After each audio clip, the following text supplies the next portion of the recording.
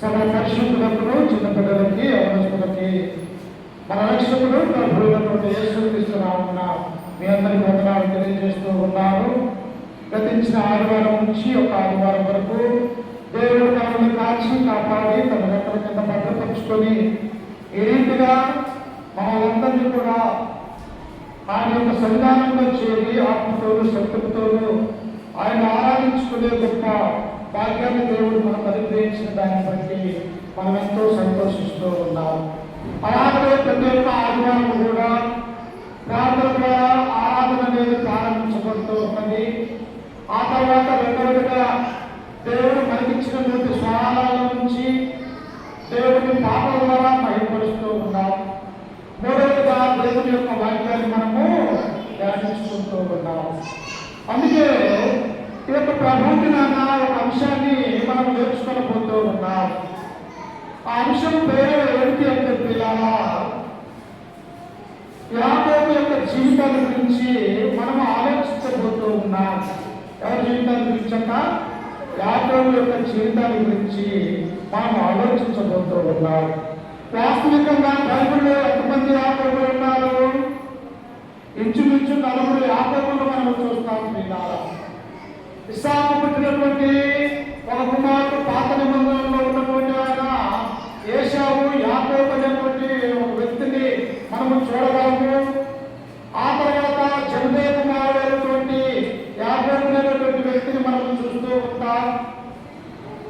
ఆ తర్వాత మరి యాకోబు యాకోబు ఇద్దరు అన్నదమ్ములలో ఒక ఆయన మనము చూడగలము.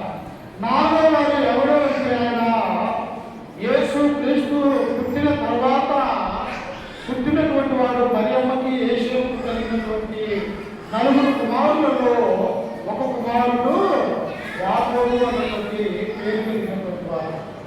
అందుకనే ఈ 4 వ్యక్తులు బైబిల్లో ఉంటూ ఉన్నారు. మరి మనం ఎవరి గురించి నేర్చుకుంటూ ఉన్నాము అంటే యేసు క్రీస్తుకు పుట్టిన తర్వాత మరియమ్మకు యేసేపుకు దేవుడు వారి యొక్క గర్భఫలాన్ని ఆశీర్వదించి కొంతమంది కుమారుని కుమార్తెల్ని మరియమ్మ గర్భాలయ లోకంలో దేవుడు ఇచ్చినటువంటి సంతానాన్ని ఉన్నది అని మనం గమనించాలి. ఇది ఎవరు కూడా చెప్పరు. ఎందుకంటే యేసేపు మరియకు పుట్టినటువంటి కుమారుడు యేసుక్రీస్తు వారు మాత్రమే, ఇక ఎవరు కూడా లేరు అన్నటువంటి ఆలోచన కలిగి ఉంటారు. కానీ యేసు క్రీస్తు పుట్టిన తర్వాత మరియమ్మకు యేసేపుకు దేవుడు వారు కుమార్తెల్ని అనుగ్రహించినాడు. చూడండి నాతో పాటు పరిశుద్ధ గ్రంథంలో నుంచి మత్తయి సువార్త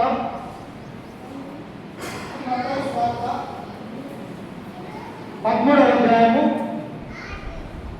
మత్తయి సువార్త 13వ అధ్యాయము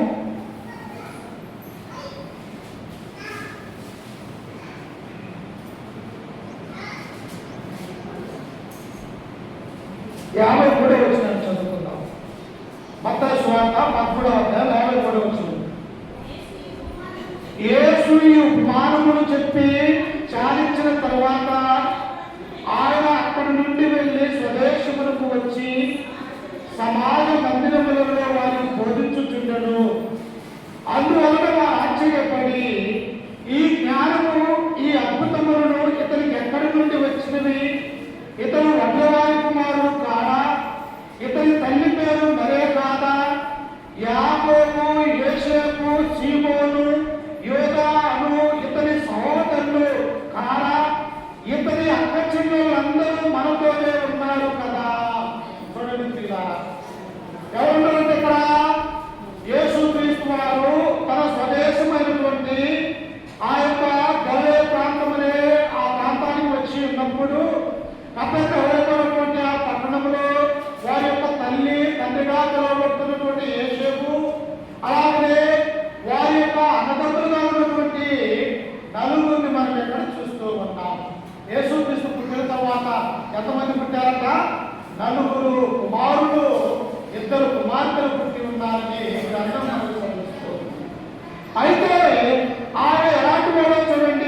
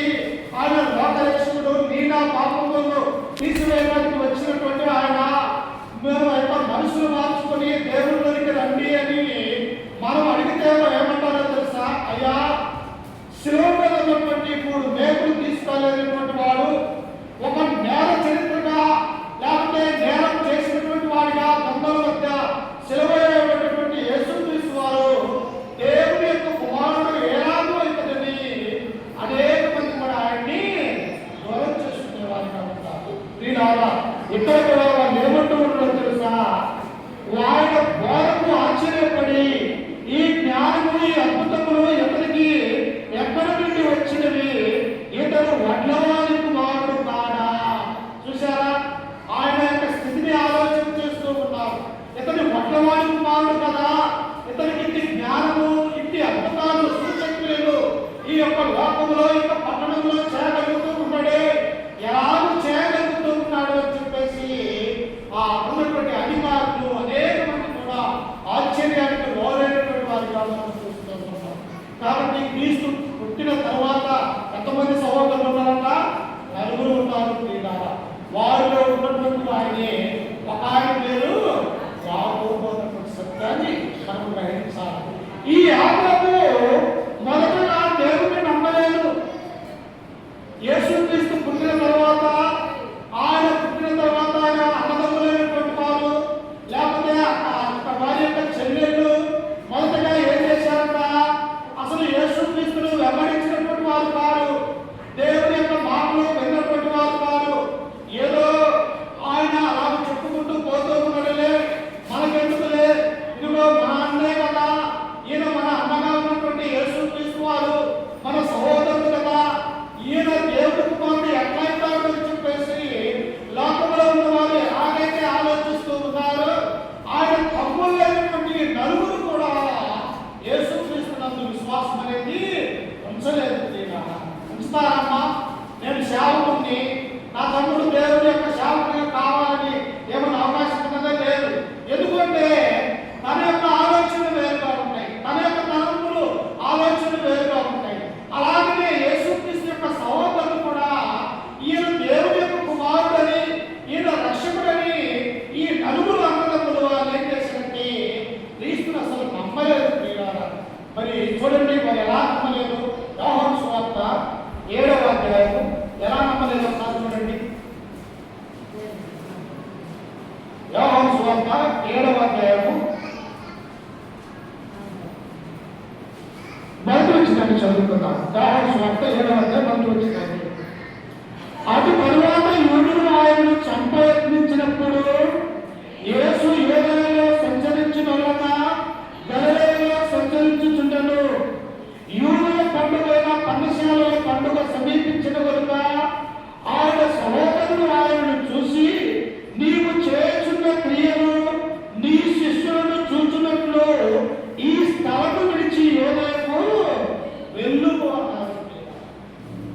ఒక పక్కేమో యూదులు చంపాలని చూస్తూ ఉన్నారు యేసుక్రీస్తు వారిని. వీళ్ళు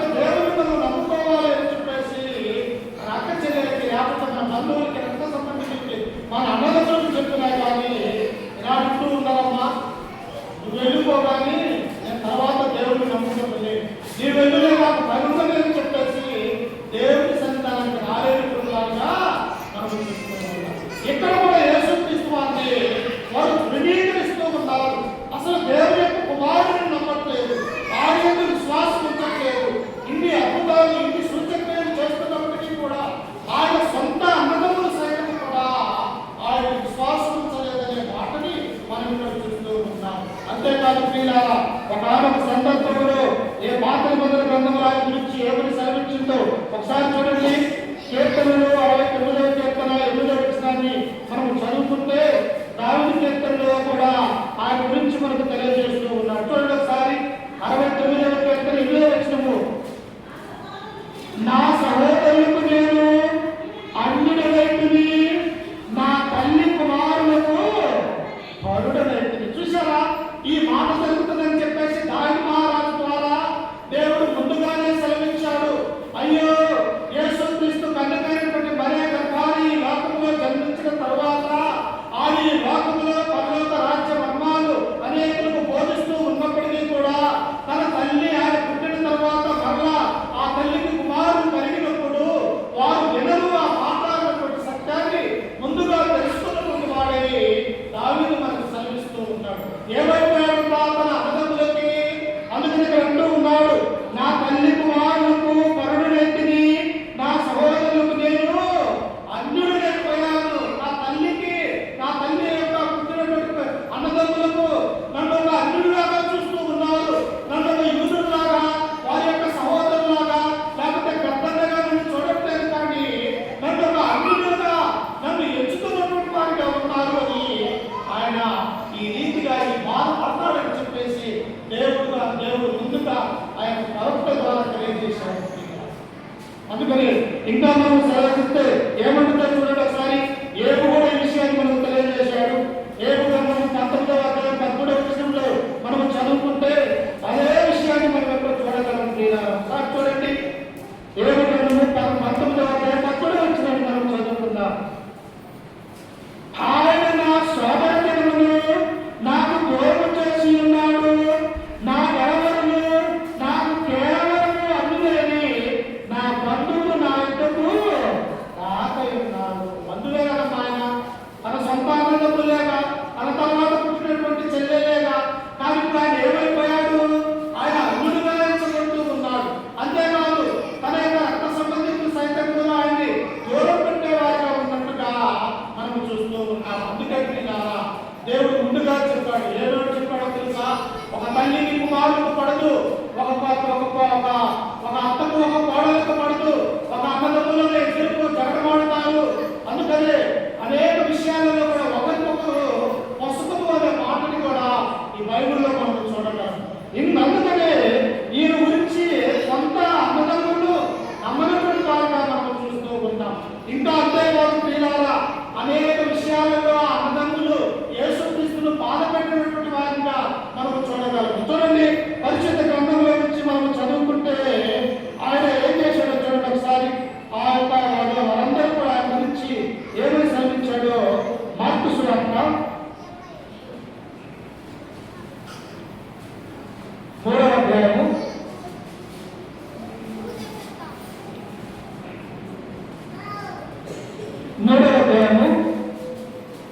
20వ వచనం చదువుకున్నాం. చూడండి 3:20. ఆయన ఇంటిలోనికి వచ్చినప్పుడు జనులు మరలా గుంపుగూడి వచ్చిన కనుక భోజనం చేయకపోయిన వారికి వీలు లేకపోయాడు. ఆయన ఇంటి వారు ఆ సంగతి విని ఆయన మతి చెల్లించి ఉన్నదని చెప్పి ఆయనను పట్టుకొని పోయింది. చూసారా దేవుని నియమంలో అక్కడ ఏమన్నాడు? నా తల్లి కుమారులకు నేను అన్యుడైపోయాను, నా బంధువులకు నా నెలవారికి నేను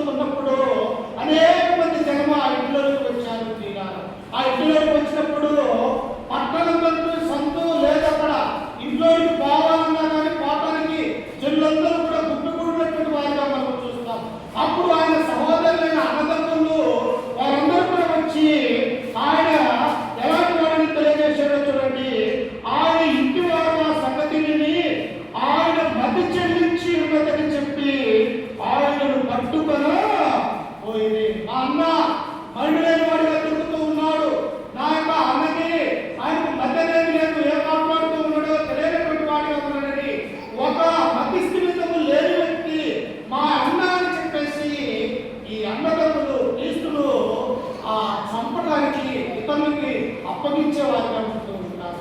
చూసారా ఎన్ని బాధలు పడుతూ ఉన్నాడు యేసుక్రీస్తు వారు. ఎందుకు అని లోకంలో ఎన్ని బాధలు అనుభవించుకున్న అవసరత ఎందుకు ఏర్పడినది? ఆ ఏ స్వజనులైతే ఉన్నారో, ఏ ఇశ్రాయేలు ప్రజలైతే యేషూలో ఉన్నారో వారిని రక్షించడానికి ఈ లోకంలో ఉన్నటువంటి మానవాన్ని కూడా తండ్రికి దగ్గర చేయడానికి ఆయన యొక్క నరులుగా మానవుడిగా ఈ లోకానికి వేస్తే ఆయన అన్నదమ్ములు సైతం కూడా మా యొక్క అన్న యేసుక్రీస్తు వారి యొక్క మధ్య చెల్లించిపోయింది అని ఆయన మీద మరి నేరారోపణ చేసి ఆ మరణానికి అప్పగించేవారిగా ఉంటున్నారు. అందుకనే ఇంకా మనం పరిశుద్ధ గ్రంథంలో నుంచి మనం తెలుసుకుంటే ఒకసారి చూడండి,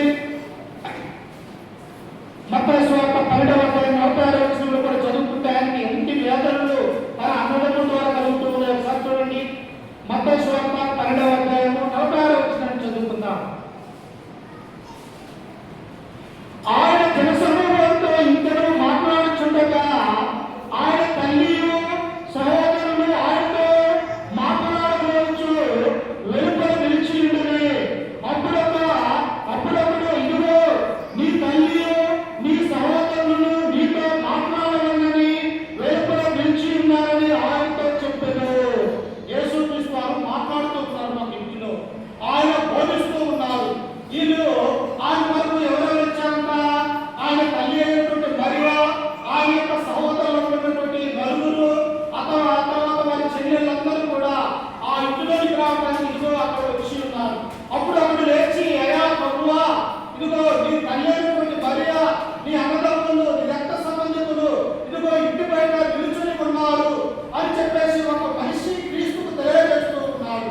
అప్పుడు ఆయన ఏమంటూ ఉన్నాడో చూడండి, అక్కడ కింద వచనంలో నా తల్లి ఎవరు, నా సహోదరుని ఎవరు అని చెప్పి తన శిష్యుల వైపు చేయి చాపి, ఇదిగో నా తల్లియు నా సహోదరులను పరలోకమందున్న నా తండ్రి చిత్తము చెప్పున చేయువాడే నా సహోదరుడు, నా తల్లి, నా సహోదరి, నా తల్లియుడై ఉన్నాడని.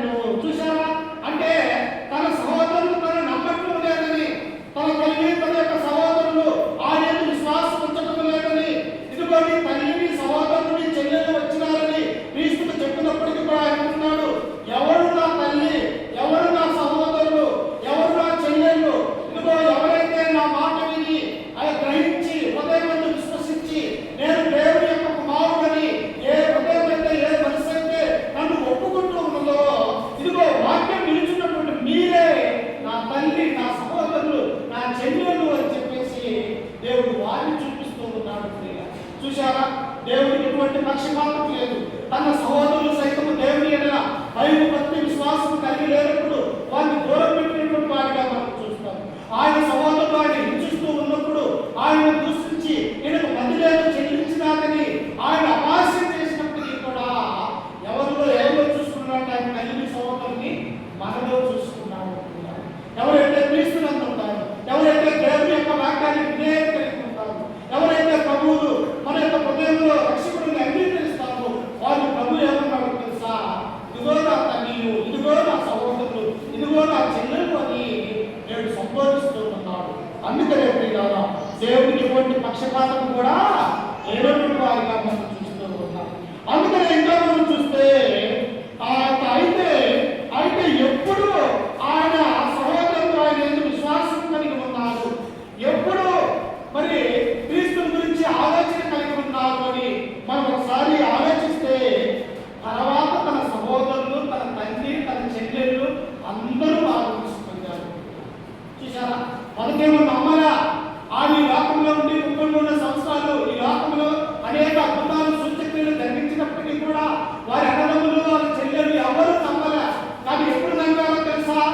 ఆయన మరణించి, ఆయన కరుణతో కొట్టబడి శిలువ మరణానికి అప్పగించి, ఆయన చనిపోయి సమాధి చేయబడి తిరిగి లేచి పరలోక రాజ్యానికి వెళ్ళిపోయిన తర్వాత అప్పుడు అనుకుంటూ ఉన్నారు. అందుకనే మనకు ఎప్పుడైతే చూడండి దేవుని యొక్క వాక్యం ప్రకటించబడినప్పుడు మనం వినలేదు. ఎప్పుడైతే మనం అనారోగ్యం కలిగి లాభాలు తెలుసా? ఎప్పుడైతే మనం బలహీనులుగా ఉన్నప్పుడు, మనం అసలు దేవుని యొక్క మందిరానికి వెళ్ళలేనప్పుడు, అయ్యో అక్కడ మంచి వాక్యము ప్రచురించబడుతున్నది, నేను వెళ్ళలేకపోయానని నీ మనసు ఎంతో తపన పడుతుంది. అంటే సమయం ఉండగానే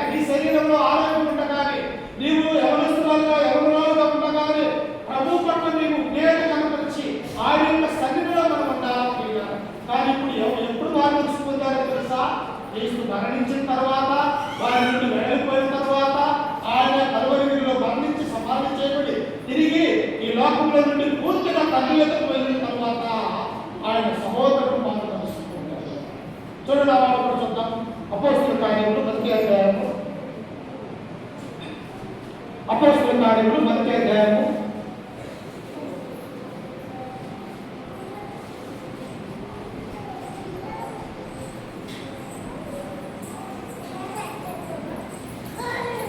14వ వచనం చదువుతున్నా చూడండి. వీరందరూ అనగా శిష్యులు పైన ఉన్నారు, మళ్ళీ చదవట్లేదు నేను. వీరందరూ వీరితో కూడా కొందరు స్త్రీలను, యేసు తల్లి అయిన మరియను, ఆయన సహోదరులను ఏకనామముగా ఎడతెగక ప్రార్థన చేయించుంటుంది. ఇప్పుడు బాగా తెలుసుకుంటారట, ఆయన ఈ లోకంలో ఉన్నప్పుడు ఆయన హింసించారు. మా యొక్క సహోదరుడికి మా అన్నకు మతి లేనటువంటి వాడన్నాడు. అంతేకాదు ఒక అన్యుడిగా చూసి చంపడానికి ఇతరులు వస్తే వారికి అప్పగించినటువంటి వారిగా మనం చూడగలుగుతాం. కానీ ఎప్పుడు బాగా తెలుసు పొందారు? ఆయన మరణించి సమాధి చేయబడి 3వ దినాన లేచినప్పుడు అయ్యో మా అన్నగా పుట్టినటువంటి యేసుక్రీస్తుని మేము నమ్మలేకపోతే, ఇదిగో మా మధ్యలో ఇదిగో చిన్నవాడిగా ఉన్నప్పుడు కూడా మేము చూసాము ఆయన్ని, ఈ చేతులు తాకినవే కానీ మేము మాత్రం విశ్వసించలేదే అని చెప్పేసి వారి మనస్సు ఎప్పుడు పగిలిపోయిందో తెలుసా? ఆయన మరణించి సమాధి చేయబడి తిరిగి వెళ్ళిపోయిన తర్వాత అప్పుడు తన తల్లితో తన అన్నదమ్ములు అందరూ తన చెల్లెళ్ళు వచ్చి అప్పుడు ప్రార్థిస్తూ ఉన్నారు. అంటే క్రీస్తు యొక్క గొప్పతనం తెలియక అలాంటి వాడు కూడా మనం ఏమనుకుంటున్నారు? ఇదిగో ఎవరికి ఈ యొక్క శాపలే కదా, లేకపోతే దానమే కదా, నేను ప్రతి ఆదివారం చెప్పేవాడే కదా, నేను ఉన్నటువంటి దేవుడి యొక్క వాక్యం లేకపోతే లేదు. ఒకవేళ మన మనసు అనుకోవచ్చు, కానీ దేవుడి యొక్క వాక్యము బోధించేటప్పుడు ఇది దేవుడి యొక్క వాక్యం అని మనం గ్రహించాలని ఈ గ్రంథం మనకు శ్రమిస్తుంది. ఇప్పుడు ఏం చేస్తున్నారట? ఆయన తల్లియు, కొందరు స్త్రీలను, ఆయన సహోదరులు వారు మోకరించి ఎడతెగక ప్రార్థన చేస్తూ ఉన్నారు. ఎవరు ప్రార్థన తెలిసిన? యేసు క్రీస్తు యొక్క ప్రార్థన ప్రియ తన రక్త సంబంధి తన ఇంటిలో ఉండి 33 సంవత్సరాలు ఒకరి కంచంలో ఒకరు అన్నారన్నటువంటి వారిగా మనం చూస్తాం. కానీ వారు నమ్మలేదు. ఎప్పుడైతే మరణించి సమాధి చేయబడి తిరిగి లేచాడో అప్పుడు దేవుడి యొక్క కుమారుడని, ఈయన కేవలము ఇదిగో మానవుడు అనుకున్నాము కానీ ఈయన యొక్క జీవితాలకు రక్షకుడు అని ఎప్పుడు గ్రహించారంటే ఆయన చనిపోయిన తరువాత. అందుకని ఇప్పుడు వారు ఏం చేస్తూ ఉన్నారట? కొందరు స్త్రీలను, యేసు తల్లి అయిన మరియను, ఆయన సహోదరులను ఏకకాలముగా ఎడతెగక ప్రార్థన చేస్తూ ఉన్నారు. చూశారా? ఇప్పుడు నమ్మారు పిల్లలు. అందులో ఉన్నటువంటి ఆ యాకోబే ఏం చేస్తూ ఉన్నాడో తెలుసా? దేవునికి మొరపెట్టేవాడు కాబట్టి. ఒకసారి చూడండి, యాకోబు రాసిన పత్రిక, ఈయనే రాసింది. ప్రభు అయినటువంటి యేసుక్రీస్తు యొక్క సహోదరుడే ఈ యాకోబు. ఆయన గురించి ఏమని రాస్తూ ఉన్నాడో ఒకసారి చూడండి. యాకోబు రాసినటువంటి పత్రిక 10వ అధ్యాయం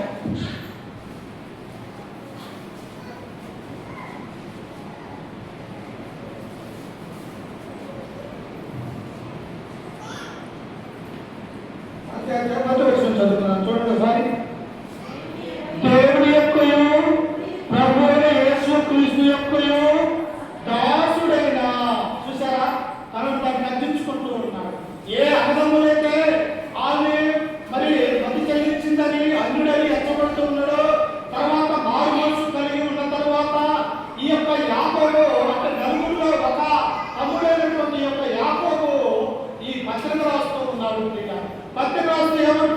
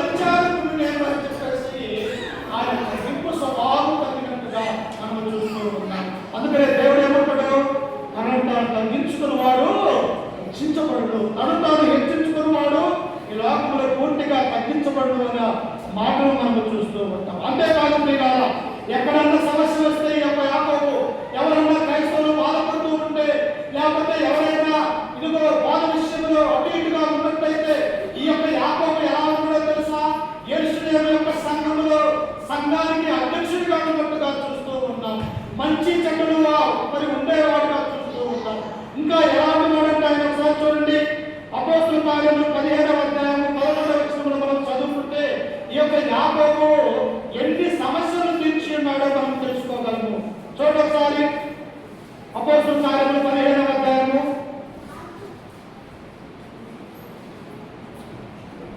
13వ వచనాన్ని చదువుకుందాం. చూడండి ఒకసారి 15-13 వచనం.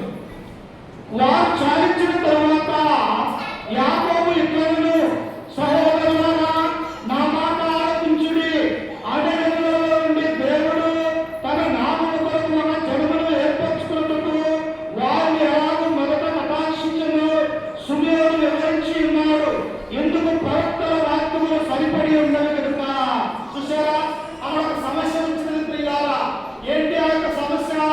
ఎవరైతే మోసే ఇచ్చినటువంటి దేవుడు ఇచ్చిన మోసే ద్వారా ధర్మశాస్త్ర ప్రకారము ఎవరైతే సున్నతి చేయగలుగుతారో, ఆ సున్నతి ఉండాలా, మరలా పండుగలు ఆచరించాలా, మళ్ళా ఇదిగో ఆదివారం ఆచరించాలా, ఆ తర్వాత విశ్రాంతి దినమైన శనివారాన్ని ఆరాధన చేయాలని ఒక గొప్ప వాదం జరుగుతూ ఉన్నప్పుడు వారి మధ్యలో నుంచి ఈ యొక్క యేసుక్రీస్తు యొక్క తమ్ముడైనటువంటి ఈ యొక్క యాకోబు లేచి ఆ యొక్క వివాదాన్ని ఏం చేస్తున్నాడంటే సద్దుమణిగిస్తున్నాడు.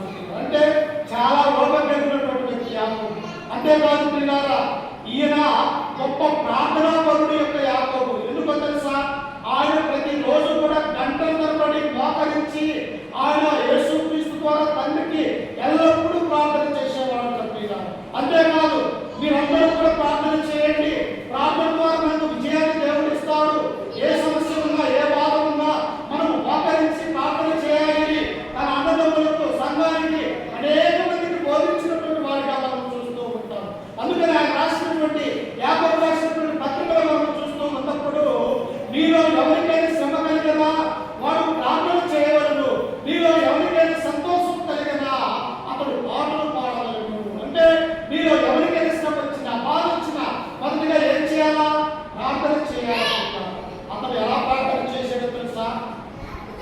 ఆయన మోకరించి ప్రార్థన చేసిన తర్వాత తన జీవితం అంతా కూడా ఆయన మోకాలు ఎలా ఉంటాయంట, ఒంటె మోకాలు ఎలాగైతే చలనం లేకుండా ఉంటాయో తన మోకాలు అన్నీ కూడా కాయలు కాసి అసలు చలనం అనేది లేనటువంటి వాడిగా ఉంటాడు. అంటే ఆయన చనిపోయి తిరిగి లేచిన తర్వాత, ఆయన పరలోకానికి వెళ్ళిపోయిన తర్వాత ఒక గొప్ప విశ్వాసుడిగా ఉన్నట్టుగా మనం చూస్తాం. యెరూషలేము యొక్క సంఘములో అధ్యక్షుడిగా ఉన్నట్టుగా మనం చూస్తాం. అలాగే కాలం సమయంలో పౌలు గారిని కూడా తన దగ్గరకు హక్కున చేర్చుకున్నటువంటి వారిని కూడా మనం చూడగలుగుతాం. చూడండి నాతో పాటు కొరింథీయులకు రాసినటువంటి మొదటి పత్రిక 15వ అధ్యాయము 4వ వచనాన్ని ఒకసారి చూద్దాం. చూడండి, కొరింథీయులకు రాసినటువంటి మొదటి పత్రిక 15వ అధ్యాయం 4వ వచనాన్ని చదువుకుందాం. లేఖనముల ప్రకారం 3వ దినమున లేపబడను, ఆయన తేపాకును, తర్వాత 12 గురికి కనబడను. అటు పిమ్మట ఏడుంటికి ఎక్కువైన సహోదరులకు ఒక్క సమయం ముందే కనబడను. వీరిలో అనేకులు ఇప్పటి వరకు నిలిచి ఉన్నారు, కొందరు నిద్రించని. తర్వాత ఆయన యాకోబుకును, అటు తర్వాత అపోస్తలులు అందరికీ కనబడ్డారు. ఆయన మరణించిన తర్వాత ఎవరికి కనబడతారు తెలుసా? అమ్మాయి మార్గానికి పోయే 2 మనుషులకి, ఆ తర్వాత 500 మంది మనుషులకి, ఆ తర్వాత అపోస్తలులందరికీ, ఆ తర్వాత ఎవరు కనిపించారంట? ఆయన తమ్ముడైనటువంటి యొక్క యాకోబుకు కూడా, ఇదిగో లోకంలో ఉన్నప్పుడు నన్ను నమ్మలేదు మీరు, ఇదిగో నేనే, ఇదిగో నా యొక్క శరీరాన్ని చూడండి, నా యొక్క ఆత్మను చూడండి, నేను బ్రతికున్నాను, నేను దేవుని యొక్క కుమారుణ్ణి, ఇక నుంచే మీరు నమ్మండి అని తన తమ్ములకు తెలియజేశారు. అప్పుడు ఎవరున్నారంట? ఈ యొక్క యాకోబు కూడా విశ్వాసం కలిగి నమ్మకం కలిగినటువంటి వాడిగా మనం చూస్తాం. అంతేకాదు ప్రియులారా, ఇంకా మనం చూస్తూ ఉన్నప్పుడు యొక్క యాకోబు ఎలాంటి వాడో తెలుసా? అనేక విషయాలలో కూడా ప్రార్థనాపరుడుగా ఉన్నాడు, ఇతరులకు బోధించేవాడిగా ఉంటూ ఉన్నాడు. ఇంకా చూడండి ఒకసారి యాకోబు రాసినటువంటి పత్రికలో మనం చూస్తూ ఉన్నప్పుడు ఆయన ఎలాంటి మాటలు మనకు తెలియజేస్తూ ఉన్నాడు ఒకసారి చూడండి.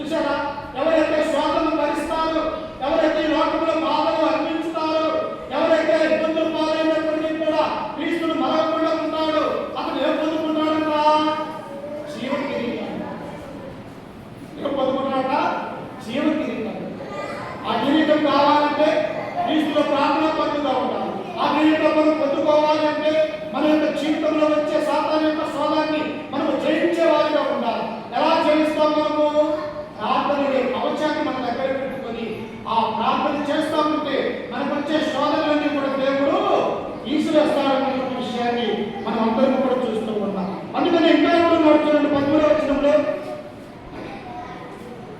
దేవుడు కీడు విషయమై శోధింపబడలేదు, ఆయన ఎవరిని శోధింపడు కనుక ఎవరైనా శోధింపబడినప్పుడు నేను దేవుడి చేత శోధింపబడుచున్నానని అనకూడదు. మన ముందే ఎవరి మీద వేయకూడదు, దేవుడి మీద వేయకూడదు. ఆదాము పాపం చేసినప్పుడు ఎవరి మీద వేశారు వాళ్ళ నింద? ఎదుగు ఆదాము నీవు ఎక్కడ ఉన్నావు అంటే, ఇదిగో నేను ఈ చక్రం మీద దాక్కొని ఉన్నాను అన్నాడు. నీవు నేను దిగంబరిగా ఉన్నాను దేవా అన్నాడు. అసలు నువ్వు దిగంబరిగా అని చెప్పిన వాడు ఎవడు అంటే, ఇదిగో నాకు సాతాను వాడు అవ్వని చెప్పినాడు అన్నాడు. అప్పుడు ఎందుకు నీవు పాపం చేసినావంటే ఈ ఆదాము ఏమన్నాడో తెలుసా? నాది అనే పాపము నీవు నాకు తోడుగా ఉంటానని ఇచ్చినవే ఈ అవ్వను ఇయ్యకపోతే నేను పాపం చేసేవాడిని కాదు కదా అంటే తన నిందని ఎవరి మీద వేస్తున్నాడ? దేవుడి మీద వేస్తూ ఉన్నాడు. అందుకని ఎందుకు కూడా ఏమంటున్నాడో తెలుసా? దేవుడు ఎవరిని కూడా శోధింపబడతాడా? శోధింపబడువాడు ఎవరు కూడా నేను దేవుడి చేత శోధింపబడుచున్నానని అనకూడదు. మరి ఎలా వస్తున్నాయి కష్టాలు? మరి ఎలా వస్తున్నాయి కష్టాలు? ఎందుకు మరి యొక్క జీవితంలో ఈ శ్రమ అంటే, అందుకని ఎక్కడొచ్చిన అంటాడు, ప్రతి వాడు తన స్వకీయమైన దురాశ చేత ఎడబడి మరల పంపబడిన వాడై శోధింపబడును. ఎందుకు శోధన వస్తాయమ్మా? మన స్వకీయ దురాశ, మనకున్నటువంటి ఆశ, దురాశ ఏమైపోతుంది? దుఃఖానికి చేరుతుంది. అందుకని మన యొక్క జీవితంలో ఈ యొక్క ఆ యొక్క సహోదరులు మనకు నమ్మలేదు అయినప్పటికీ మన తర్వాత ఏం చేశారు? దేవుడంటే భయం కలిగి ఉన్నారు, భక్తి కలిగి ఉన్నారు, విశ్వాసం కలిగి ఉన్నారు. ఆయన అన్నదమ్ములలో ఇద్దరు 2 గ్రంథాలు రాశారు. ఏ గ్రంథాలు తెలుసా? యాకోబు రాసినటువంటి గ్రంథము యేసుక్రీస్తు తమ్ముడిదే. ఆ తర్వాత యోధా అనేటువంటి గ్రంథము కూడా ఆయన 2వ తమ్ముడు రాసినటువంటి.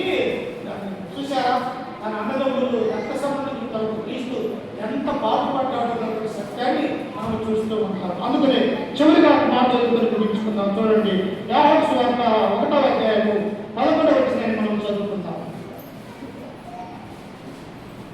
యోహాను సువార్త 1వ అధ్యాయం 11వ వచనం.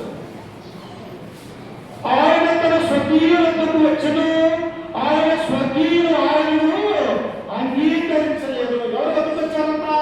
తన అన్నదమ్ముల దగ్గరికే వచ్చాడు ఆయన. కానీ వారు అంగీకరించారా? ఎవరు అంగీకరించలేదు. ఏమన్నారు? ఇతనికి బలి చెల్లించిందన్నారు. ఇంకా ఎవరు తెలుసా? ఇతను సాతాను అధిపతి, ఇతను దేవుడు కుమారుడు కాదు, ఇతను బేజెబూలు అని అంటారు. అంటే అన్నదమ్ముల ద్వారా దేశింపబడ్డాడు, రక్త సంబంధికుల ద్వారా దేశింపబడ్డాడు. చివరికి తన స్వజాతి ద్వారా ఏమైపోయాడట? స్వజాతి ద్వారా కూడా దేశింపబడ్డాడు. అందుకని అక్కడ ఏమంటున్నాడు? ఆయన తన స్వకీయులకు వచ్చాడు, ఆయన స్వకీయులు ఆయనను అంగీకరించలేదు. తను ఎందరు అంగీకరించడు?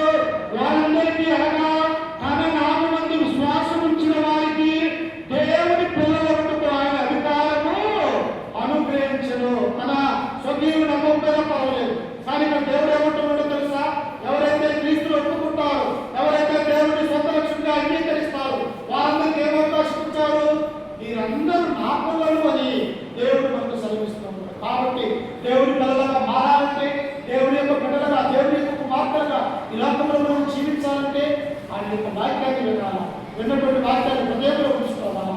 దేవుడి గ్రంథం నా గురించి ఏం సెలవిస్తుంది, నేను ఎలా నేర్చుకుంటున్నా, ఎలా ఎదుగుతూ ఉంటున్నా, పరిశుద్ధిగా ఉన్నానా, పరిశుద్ధురాలుగా ఉన్నానా, ఈ లోకంలో సాతాను యొక్క ఆలోచన ప్రకారం ఉన్నానా అని మనము ప్రతిరోజు ప్రతి గంట ప్రశ్న వేసుకోవాలి. దేవా, ఈ నాశకమైనటువంటి పాపం నా ఎందుకు తీసుకుని నేను నీ బిడ్డగా జీవించాలనుకుంటున్నా, నీ కుమారుడుగా జీవించాలనుకుంటున్నానని మనకు తగ్గింపు స్వభావం కలిగి ఉంటాను. అలాగే యాకోబు కూడా ఏం చేశాడంట? తగ్గింపు స్వభావం కలిగి ఉంటాడు, ప్రార్థనా జీవితాలు కలిగి ఉంటాడు. తన అన్నయ్యప్పటికీ కూడా ఏమని తగ్గించుకున్నాడు? నేను క్రీస్తు దాసుడు అని ఆ గ్రంథాన్ని రాసినట్టుగా మనం చూస్తున్నాం. మనల్ని కూడా మనం తగ్గించుకుంటూ దేవుడు తగ్గించే వారిని ఏం చేస్తారో హెచ్చరింపడే వారిని చేస్తారు. కాబట్టి ఈ రీతిగా మన అందరూ ఈ వాక్యం ద్వారా మిమ్మల్ని హెచ్చరిస్తూ, ఈ వాక్యం నువ్వు కూడా హెచ్చరిక చేసుకుంటూ, ఓపికైన మీ అందరికీ మన రక్షకుడు ప్రభువైన యేసుక్రీస్తు నామాన మీ అందరికి వందనాలు తెలియజేస్తూ ఈ వాక్యాన్ని ముగించుకుంటూ ఉన్నా. ఎందుకంటే ప్రియులారా, సమయం 1 గంటగా వస్తూ ఉన్నది. చిన్న ప్రార్థన చేసుకుని తదుపరి ఆరాధనలోకి వెళ్దాము. ప్రార్థన చేసుకుందాం. సకలాశీర్వాద కారణాధికుడైన ప్రియ పరలోకపు తండ్రి, ఈ ఘనమైన అత్యున్నతమైన నామానికి వందనాలు, స్తుతి స్తోత్రములు తండ్రి. గడిచిన కాలంలో గడిచిన దినములన్నీ మమ్మల్ని కాచి కాపాడి మా యొక్క జీవితంలో తండ్రి